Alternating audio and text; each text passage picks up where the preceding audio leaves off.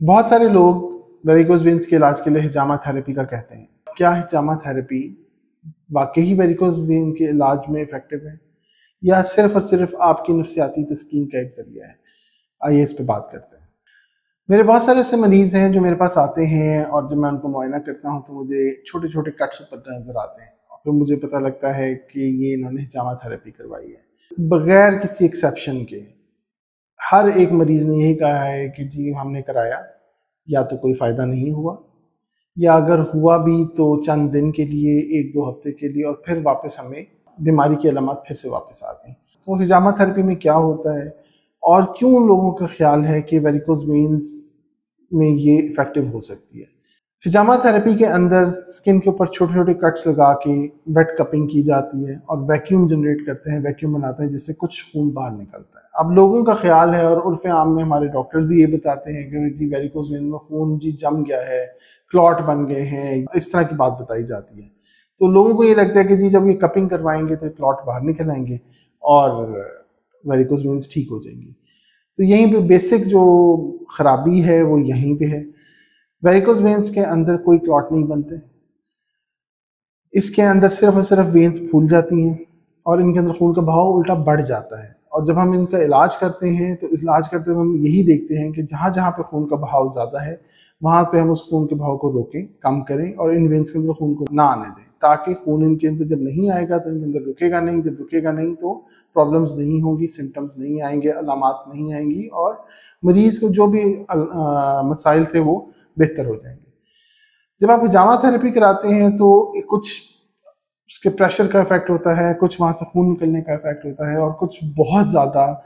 ये तसल्ली होती है या यूँ कह लें कि बहुत अच्छी जो काउंसलिंग की जाती है हिजामा थेरेपी करने वालों की तरफ से, तो ये कुछ उसका असर होता है कि आप समझते हैं कि जी हम ठीक हो गए, लेकिन वेरिकोज वेन्स अपनी जगह पे वैसे की वैसे मौजूद रहती हैं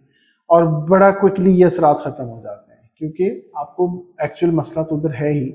जो मौजूद है और आपको वो प्रॉब्लम हो रही है। तो ये जो आपका नफ्सियाती तौर के ऊपर जो आपको तसल्ली है, ये जो आपका जिस्मानी प्रॉब्लम है ज़्यादा देर तक ब्लॉक कर नहीं सकती, बड़ी जल्दी जो है आपको वापस से प्रॉब्लम्स होना शुरू हो जाती हैं। साइंटिफिकली कोई प्रूफ हमारे पास मौजूद नहीं है, कोई ऐसा प्रूफ नहीं है जो ये कहे या कोई ऐसा मैकेनिज्म जो जिसको हम समझ सकें कि जिससे हिजामा वेरिकोज वेन्स पे कोई असर डालता है। जो बात की जाती है साइंटिफिक सर्कल्स में वो यही कही जाती है कि इसके ज़्यादा असरात नफ्सियाती हैं, एक्चुअल मेडिसिन के साथ, एक्चुअल जिस्म के ऊपर असरात से इसका कोई ताल्लुक नहीं है। ऐसे हालात में वेरिकोज वेन्स के मरीज़ों के लिए हिजामा कराना ना सिर्फ पैसे का और वक्त का ज़िया है, बल्कि बीमारी को मज़ीद बढ़ाने का ज़रिया भी बन सकता है, क्योंकि आप हिजामा करवा के बीमारी को और मज़ीद वक्त दे रहे हैं, टाइम दे रहे हैं मज़ीद आगे फैलने का। लेकिन ये एक साइंटिफिक पर्सपेक्टिव है। अगर हम रिलीजियसली देखें तो ये उस वक्त के इलाज थे जो उस टाइम पे मौजूद थे, इनकी इफ़ेक्टिवनेस के बारे में हम इस तरह बात नहीं कर सकते। मैं जो आपसे शेयर कर रहा हूँ, मैं अपने मरीज़ों का तजुर्बा शेयर कर रहा हूँ और इनवेरिएबली अभी तक जितने मरीज़ मैंने देखे हैं जिन्होंने हिजामा करवाया है उनमें इसका असर नहीं आया, और इसी बात को आगे जो साइंटिफिक लिटरेचर है वो एक सपोर्ट करता है कि हिजामा थेरेपी का वेरिकोज वेन्स में कोई रोल नहीं है।